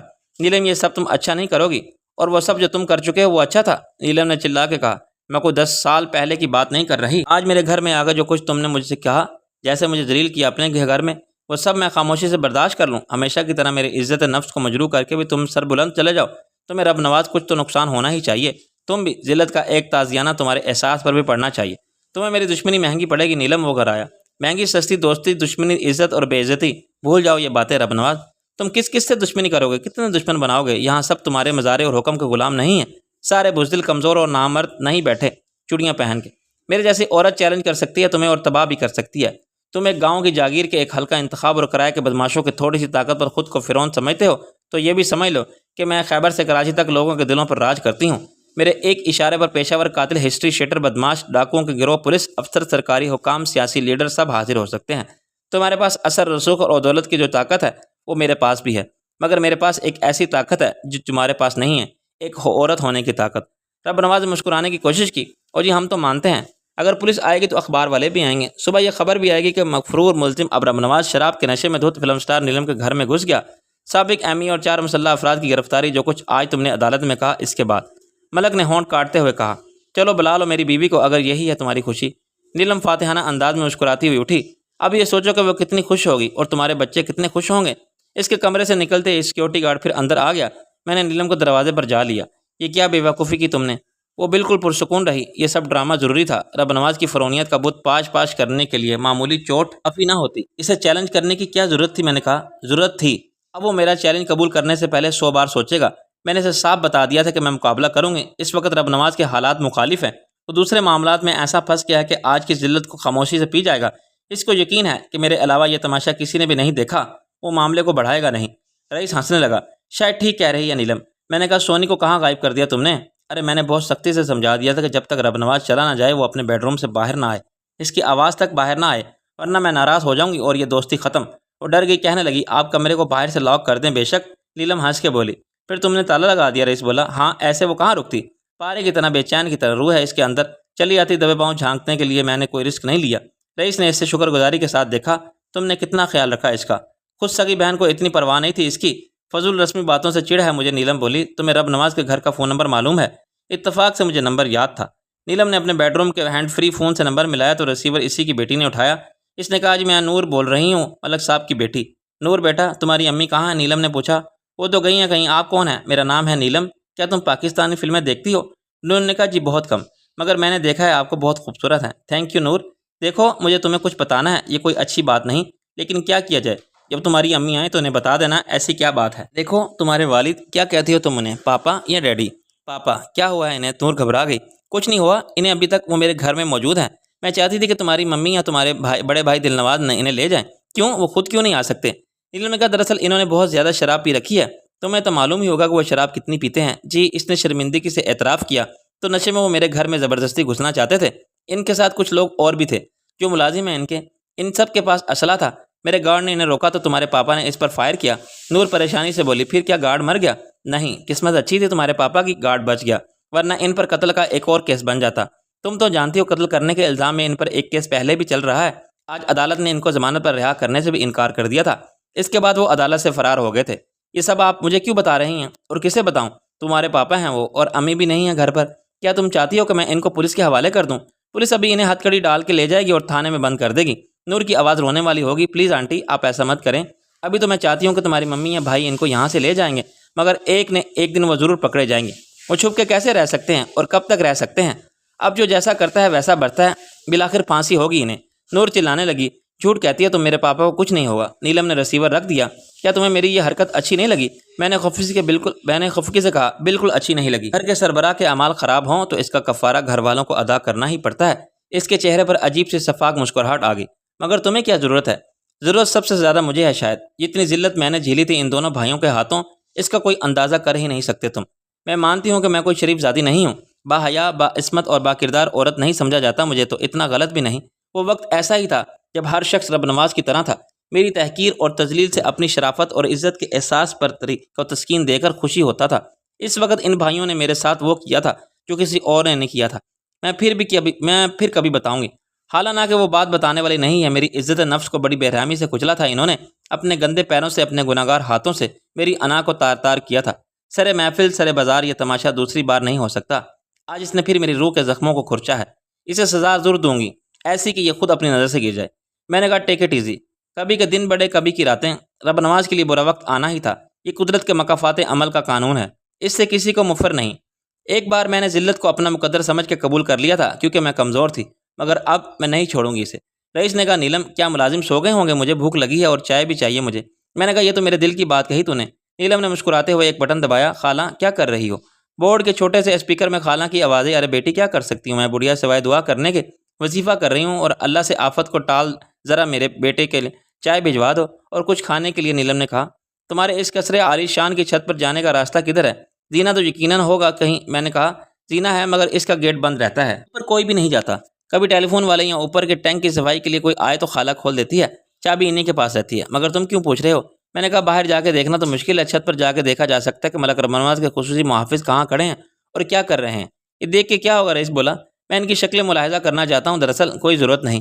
کہیں انہوں نے تمہاری شکل دیکھ لی؟ پھر نیلم نے خفگی سے کہا۔ میں نے سوچ کے کہا کہ ایسی کوئی صورت نہیں کہ میں ان کو دیکھ لوں مگر خود نظر نہ آؤں۔ وہ کون سی ٹوپی ہوتی ہے جسے پہن کے آدمی غائب ہو جاتا ہے؟ وہ تو ہے تو دے دو اسے، رئیس بولا۔ سلیمانی ٹوپی۔ نیلم بولی اس کی ضرورت تو مجھے بھی ہے، کہیں بھی جاؤں لوگ پہچان جاتے ہیں اور مجمع لگ جاتا ہے۔ برقع تو ضرور ہوگا تمہارے پاس، سب فلم سٹار استعمال کرتے ہیں روپوشی کے لیے۔ نیلم ہنسنے لگی۔ ہاں وہ تو میں بھی کر لیتی ہوں کبھی کبھی، لیکن اتنا ہی ضروری ہے تو احتیاط سے اوپر جا کے دیکھ لو۔ میں نے رئیس کی طرف دیکھا، چل اٹھ۔ اچانک فون کی گھنٹی بجنے لگی۔ نیلم نے ریسیور اٹھا کے کہا، ہیلو۔ دوسری طرف ملک رب نواز کی بیوی تھی۔ نیلم نے اسپیکر کا بٹن دبا دیا۔ تم ہی نیلم ہو؟ اس نے بڑی رکھائی سے پوچھا۔ جی، آپ کو میرا پیغام مل گیا؟ وہ برہمی سے بولی، مل گیا، مگر تمہیں یہ سب اس کو بتانے کی کیا ضرورت تھی میری بیٹی کو؟ میں آپ کی واپسی کا انتظار نہیں کر سکتی تھی۔ اس کے علاوہ یہ سب تو رب نواز کے بچوں کو پہلے ہی معلوم ہوگا۔ آج کے بچے سب جانتے ہیں۔ تم کب سے جانتی ہو اسے؟ نیلم نے طنز سے کہا، پہلے میں حق نواز کو جانتی تھی، اس کے بڑے بھائی کو، پھر تمہارے شوہر مجھ پر مہربان ہو گئے۔ حسن پرست اور شوقین مزاج رئیس زادے ہیں، آپ کہہ سکتی ہیں کہ ہمارے خاندانی مراسم ہیں۔ پھر میں کیا کروں گی وہاں آ کے؟ وہ تلخی سے بولی۔ نیلم نے کہا، ملکانی جی، ایک بار ملک آپ کو عزت سے گھر لے گیا تھا، آج آپ اسے عزت کے ساتھ گھر لے جاؤ، ورنہ آپ جانتی ہیں نا، قانونی طور پر وہ ایک مفرور اور مطلوب مجرم ہے۔ اس کی ضمانت منظور نہیں ہوئی، مجھے پولیس کی امانت پولیس کے حوالے کرنی پڑے گی۔ اس نے ناگواری سے کہا، اچھا، میں آتی ہوں 10 منٹ میں۔ نیلم گیٹ پر گارڈ کو ہدایت دی اور پھر بانو خالوں کو طلب کیا۔ زینے کے دروازے کی چابی دیتے ہوئے خالہ نے باری باری رئیس کو اور مجھے بڑی مشکوک نظروں سے دیکھا، مگر کچھ نہیں کہا۔ رئیس میرے ساتھ چلنے لگا۔ بڑا اچھا سلوک کیا نیلم نے رب نواز کے ساتھ، دلیل بھی خوب کیا اور احسان الگ کر دیا کہ پولیس کو نہیں بلایا، بیوی کے حوالے کر دیا۔ میں نے کہا، نیلم کے لیے مشکلات کے سارے دروازے کھلتے جا رہے ہیں، صرف میری وجہ سے، یہ کوئی اچھی بات نہیں۔ ہاں، پرانے تعلق میں لحاظ اور مروت کی کوئی حد ہوتی ہے، اتنا عرصہ اس کی یاد بھی نہیں آئی۔ اب اپنی مصیبتوں کا ٹوکرا اٹھا کے آگے ہیں۔ یہاں اس کی زندگی گزر رہی تھی اچھی بھلی سکون سے۔ میں نے کہا، ہم یہاں نہیں رہیں گے، ہمارا ارادہ ہی نہیں تھا، وہ تو بس ذرا فرصت ملی تو پرانی یادیں تازہ کرنے آگے تھے۔ نیلم کے پاس ہمیں کیا معلوم تھا کہ رب نواز بھی پیچھے پیچھے پہنچ جائے گا۔ وسیع چھت پر اسٹریٹ لائٹس جیسی فٹنگ موجود تھی، مگر میں نے روشنی سے احتجاج کیا۔ ارد گرد کے گھروں کی اور باہر کی روشنی میں فرش کی ہر رکاوٹ صاف نظر آ رہی تھی۔ جگہ جگہ آرسی پلرز کے سریے یوں اگے ہوئے تھے جیسے صحرا میں کیکٹس۔ ایک گوشے میں 8 فٹ قطر والی 3 سیٹلائٹ ریسیور کی ڈشیں لگی ہوئی تھیں۔ مخالف سمت میں کافی فاصلے پر چند کرسیاں پڑی تھیں۔ سڑک کی طرف والی 4 فٹ کی دیوار پر سے میں نے گیٹ کو دیکھا۔ ملک رب نواز کی پیجارو ایک خالی پلاٹ پر کھڑی کر دی گئی تھی۔ یہ پلاٹ سامنے والے مکانوں کی قطار میں دائیں ہاتھ کی طرف تیسرا تھا۔ یوں سڑک پر زیادہ تر کوٹھیاں مکمل ہو گئی تھیں، مگر اکا دکا پلاٹ غیر آباد بھی نظر آ رہے تھے۔ اس چیز نے مجھے چونکا دیا۔ وہ رب نواز کے باڈی گارڈ کی یونیفارم تھی، وہ سب گرین ٹراؤزر اور شرٹ میں تھے، گہرے سبز رنگ میں۔ اوپر سے نیچے تک وہ سفید لکیریں بہت نمایاں نظر آتی تھیں۔ یہ لکیریں پتلون پر دونوں جانب تھیں، دونوں ہاتھوں کی آستین پر تھیں اور شرٹ کے سامنے والے حصے پر درمیان میں تھیں۔ ان سب نے وائٹ سپورٹ شوز بھی پہن رکھے تھے۔ یہ وردی پاکستان کی ہاکی ٹیم کی وردی سے خاصی مشابہ تھی۔ وہ چاروں پیجاروں سے ٹیک لگائے سگریٹ پی رہے تھے۔ مجھ سے پہلے رئیس نے کہا، ابے یار، یہ تو وہی لگتے ہیں۔ میں نے کہا، ہاں، اس وقت ان کے ہاتھوں میں ہاکیاں نہیں ہیں، ان کے ہاتھ میں کچھ بھی نہیں ہے اس وقت، مگر یہ وہی ہیں۔ میں نے کہا، ان کا اسلحہ گاڑی میں ہے۔ رئیس کی نظر ان چاروں پر جم کے رہ گئی۔ ناصر، یہ چاروں جو ہاکی پلیئروں جیسے کپڑے پہنے کھڑے ہیں، یہ وہی قاتل ہیں۔ یہی رئیس خانے پہنچے تھے فرید عباسی کو پوچھتے ہوئے، اور یہاں یہ رب نواز کے ساتھ آئے ہیں میرا پتہ پوچھتے۔ اگر نیلم کے حفاظتی انتظامات اتنے سخت نہ ہوتے تو یہ میری ادھوری بات رئیس نے سر ہلایا، شاید ہاں، وہی کہانی دہرائی جاتی۔ ناصر، یہ چھوٹی کے اور 30 مار خان کے قاتل ہیں۔ سب نے انہیں دیکھا تھا جو ہاکی پلیئر بن کے آئے تھے۔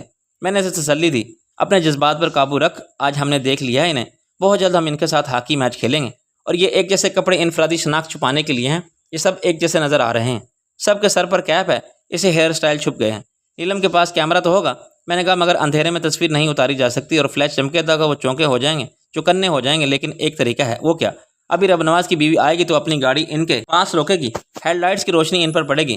اگر اس وقت ہم فلیش کے بغیر تصویر اتاریں تو شاید آ جائے، کوئی گاڑی گزرتی ہے تو روشنی کافی ہو جاتی ہے۔ رئیس نیچے بھاگا۔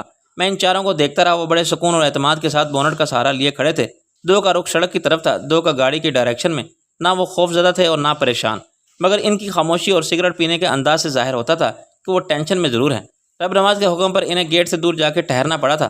وہ جس ارادے سے آئے تھے وہ پورا نہیں ہوا تھا، اور الٹا رب نواز اپنا اسلحہ چھوڑ کے نیلم کے گھر میں عام آدمی کی طرح گیا تھا۔ ابھی تک اس کی طرف سے کوئی خبر نہیں ملی تھی۔ گیٹ پر سیکیورٹی کمپنی کا گارڈ بڑے خطرناک انداز میں کلاشنکوف تانے کھڑا تھا۔ حیرت سے زیادہ یہ میرے لیے افسوس کی بات تھی کہ آس پاس رہنے والے قریب ہوتے ہوئے بھی بہت دور تھے۔ وہ ہمسائے صرف ایک دوسرے کے دائیں بائیں یا آمنے سامنے رہنے سے ہو گئے تھے، ورنہ ان کے درمیان ہمسائیگی کے حقوق فرائض کا کوئی سلسلہ نہ تھا۔ ہر شخص کی کوٹھی ایک الگ ریاست کی طرح تھی، جہاں وہ اپنی فیملی کے کاروبار کے مسائل کے ساتھ بالکل الگ رہنا پسند کرتا تھا۔ کسی سے انسانی اور جذباتی رشتوں کی بنیاد پر ضرورت کے وقت مدد کی امید رکھنا یا مدد کے لیے دوڑنا ان کے طرز زندگی اور انداز فکر سے بالکل مطابقت نہیں رکھتا تھا۔ وہ سب اپنے پیسے، اپنے وسائل و اپنے تعلقات پر خدا سے بھی زیادہ بھروسہ رکھتے تھے۔ وہاں سے اکا دکا گاڑی گزرتی تھی تو ہاکی کے کھلاڑیوں کی وردی میں 4 افراد کا مشکوک انداز بہت واضح نظر آتا تھا۔ دوسری کوٹھیوں کے چوکیدار نے بھی نوٹ ضرور کیا ہوگا کہ وہ خالی پلاٹ پر کھڑے ہیں، مگر کسی نے ان سے پوچھنا ضروری نہیں سمجھا تھا کہ وہ کس کے ملاقاتی ہیں۔ رئیس تقریباً 10 منٹ بعد خوش خوش لوٹا، ابے یار، مل گیا کیمرہ، اور دوربین بھی لے آیا ہوں میں، لیکن کیا کیمرے میں فلم نہیں ہے؟ وہ برا مان کے بولا، اتنے احمق نہیں ہیں ہم پیارے، اس کا فلیش کام نہیں کرتا، شاید سیل پرانے ہو گئے ہیں۔ میں نے اس سے دوربین لی اور فوکس کر کے دیکھا، یہ تو بہت پاورفل ہیں، یہ بھی دیکھ سکتا ہوں کہ میں کس نے آج شیو نہیں کی۔ سگریٹ کا برانڈ بھی پڑھا جا سکتا ہے، پیکٹ پر گولڈ لیف لکھا ہوا ہے، ایک کی ناک کے پاس متا ہے، دوسرے کی دائیں آنکھ کے قریب زخم کا نشان ہے۔ تو کمنٹری مت کر، میں خود دیکھ لوں گا، رئیس نے کہا۔ میں نے دوربین اسے تھما دی، لے غور سے دیکھ لے، ایک ایک کی صورت میں تو اب ان کو اندھیرے میں بھی آنکھوں پر پٹی باندھ کے پہچان لوں۔ رئیس نے کوئی جواب نہیں دیا، وہ تیس مار خان اور چھوٹی کے صفاق قاتلوں کے چہرے پہلی بار دیکھ رہا تھا۔ اس کے وجود میں بھڑکنے والی آگ کے شعلے رئیس کی آنکھوں میں نظر آ رہے تھے، اس کے اعصاب تن گئے تھے اور اس کا چہرہ نفرت کی تصویر بن گیا تھا۔ وہ ایک ایک کو غور سے دیکھتا جا رہا تھا اور گالیاں بک رہا تھا۔ قسم اللہ کی، ان سالوں کی شامت امال ان کو یہاں لے آئی ہے۔ میں نے کیمرے کے ویو فائنڈس دیکھتے ہوئے کہا، شامت مال نہیں، جاہل کی اولاد، شامت اعمال۔ اس نے نوٹس نہیں لیا، ایک ایک سے نمٹ لوں گا میں، سب کو دیکھ لیا ہے آج، اب بچ کے کہاں جائیں گے، کیتھڑے اڑا دوں گا سب کے۔ میں نے اسے ٹوکا، آہستہ آہستہ بول، اعلان کیوں کر رہا ہے؟ چھت پر کھڑا ہو کے ایک گاڑی بائیں طرف سے نمودار ہوئی، اس کی روشنی بہت تیز تھی۔ میں نے کیمرے کو فوکس کیا اور جب پیجارو کے ساتھ کھڑے ہوئے چاروں افراد کے چہرے پر پوری لائٹ پڑی تو میں نے شٹر دبا دیا۔ اس وقت وہ بھی سر گھما کے گاڑی کی طرف دیکھنے لگے تھے۔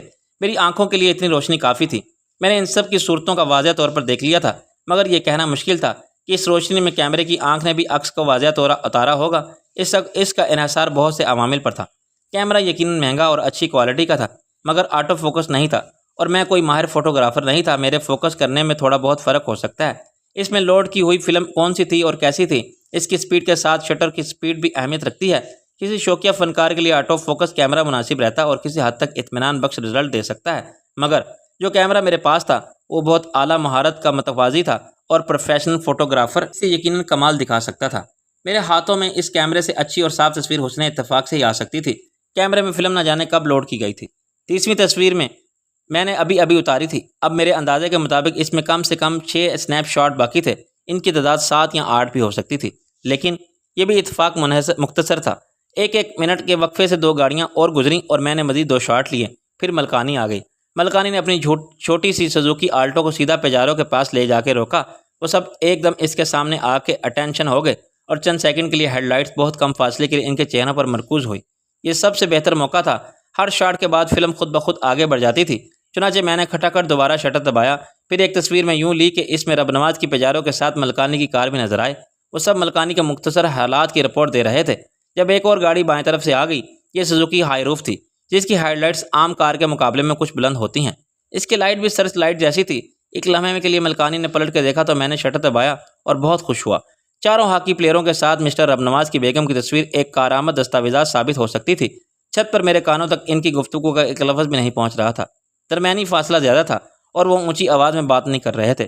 میں نے نوٹ کیا کہ ملکانی کی گاڑی سے اترتے ہی ان سب نے ایک ساتھ سلام کیے لیے ہاتھ اٹھائے تھے اور پھر ایک ساتھ بولنا شروع کیا، مگر ملکانی نے ان سب کو خاموش کر دیا۔ پھر ایک کو اشارے سے بات جاری رکھنے کے لیے کہا۔ وہ عمر میں بھی باقی لوگوں سے زیادہ تھا اور صورت سے بھی زیادہ خبیث اور شفاق نظر آتا تھا۔ اس کی آنکھ کے قریب زخم کا نشان بدماشی کے ایک میڈل کی حیثیت رکھتا تھا۔ چند منٹ بعد ملکانی پلٹ کے گیٹ کی طرف آئی اور حسب توقع وہاں سیکیورٹی گارڈ نے اسے بھی روک دیا۔ ملکانی سخت جز بجز ہوئی۔ ایک عورت سے ملتے ہوئے بھی ڈرتی ہو تمہاری مالکن؟ میں کیا اس کی جان لینے آئی ہو؟ میں صرف اپنے شوہر کو لے جانے کے لیے آئی ہوں۔ مجھے بلایا تھا نیلم نے، لیکن سیکیورٹی گارڈ جو شاید عام حالات میں اسے رائے دے دیتا، اس وقت کسی دلیل سے متاثر نہیں ہو سکتا تھا۔ اس نے انٹرکام پر نیلم سے بات کی۔ اندر سے خاتون کی جامع تلاشی کے لیے بانو خالہ بکلم خود تشریف لائیں۔ انہوں نے ملکانی کے ہینڈ بیگ میں جھانکا اور اس کے کپڑوں پر ہاتھ سے ٹٹول کر دیکھنے کے بعد کلیئرنس دے دی۔ یہ سب ملکانی نے سخت ناگواری سے برداشت کیا۔ اس کے اور بانو خالہ کے درمیان ایک چھوٹی سی دلچسپ جھڑپ ہوئی۔ بس ہو گئی تسلی، کوئی توپ تو نہیں ہے میرے پاس؟ بانو خالہ نے کہا، تم کیا جانو بی بی، انگلی برابر توپیں ایجاد ہو گئی ہیں، اور یہ تو ہے قاعدے کی بات۔ میں کیا صورت سے بدماش لگتی ہوں؟ اگر یہ تو بھی اچھی کہی تم نے۔ ایسی شریف صورتوں والے ہوتے ہیں یہ بڑے بدماش، سوٹ بوٹ اور ٹائی لگا کے پھرتے ہیں، کوئی دیکھے تو سمجھے پروفیسر ہوں گے کالج میں۔ میں نے دیکھا ہے فلموں میں۔ میں بھی پروفیسر آسمہ شاہ تھی شادی سے پہلے۔ خالہ کا ہاتھ ایک دم رک گیا۔ تم پڑھاتی تھی کالج میں؟ اے لو، پہلے کیوں نہیں بتایا؟ استاد کا تو بڑا درجہ ہوتا ہے، خاک درجہ ہوتا ہے، ایک ایکٹس زیادہ اہم ہے۔ خالہ نے ایک آہ بھری۔ ہزار دشمن ہو جس کی جان کے لیے وہ ادا کیا کرے، زمانہ ہی ایسا آ گیا ہے۔ بڑے بڑے عالم فاضل جوتیاں چٹکھاتے پھرتے ہیں اور کوئی پوچھتا نہیں۔ جس کے پاس 4 پیسے ہیں ان کی جان ہے عذاب ہے۔ چور ڈاکو آ جاتے ہیں دن دناتے ہوئے۔ خیر تم آؤ میرے ساتھ۔ ملکانی نے خالہ کے ساتھ ڈرائنگ روم تک احتجاجی انداز میں واک کیا۔